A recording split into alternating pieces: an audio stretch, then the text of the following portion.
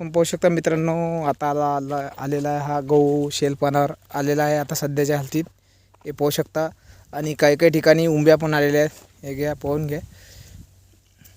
हे बघा, याला आता एक खत द्यावं लागणार आहे, ते पण युरिया.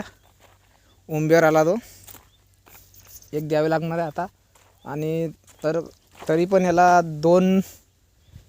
दीड 2 महिने लागतात अजून पुरा यायला. मार्चमध्ये येणार हा पुरा गहू. आणि हे बघा, आम्ही पाणी पण लावलेलं आहे. हे बघा मीटर पेटी,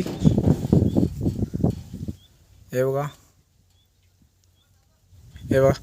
लाईट नाही आहे, लाईट नाही आहे. हे बघा ॲटोशीट. आम्ही मित्रांनो कधी पण आपण काळीनच लावायचा आहात, कारण की कधी पण याच्या शॅट येऊ शकते, असं काही नाही. कधी पण काळी घ्यायची.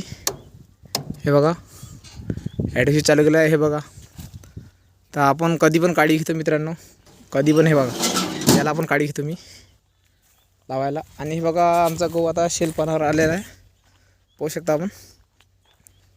हे बघा, त्याचप्रमाणे इथं टुबल मारलेले आहे आम्ही, हे बघा, रस्त्यावरती. आणि हे मीटर पेटी आमची.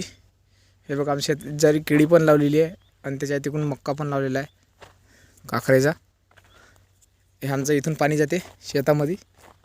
हे बघा, आणि आम्ही ठिबक लावलेला आहे. आमची पण हे होती, म्हणजे कारण की आमची पण केळी होती त्याच्यामध्ये, म्हणजे माझ्या भावाची केळी होती त्याच्यामध्ये. आम्ही म्हणजे साठी प्रमाणेच मक्का पद्धत लागवण केलेली आहे. हे बघा, आता आपण पाहू शकता मित्रांनो. हे बघा, अशाच प्रकारे हे बघा, हे पट्टा पद्धतसारखंच आहे हे मक्का लागवण. आणि हे केळी, आणि याच्यामध्येच मक्का लावलेला आम्ही, हे बघू शकता.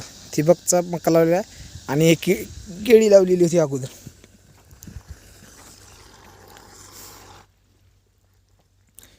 अजून मित्रांनो पाहू शकता. धन्यवाद.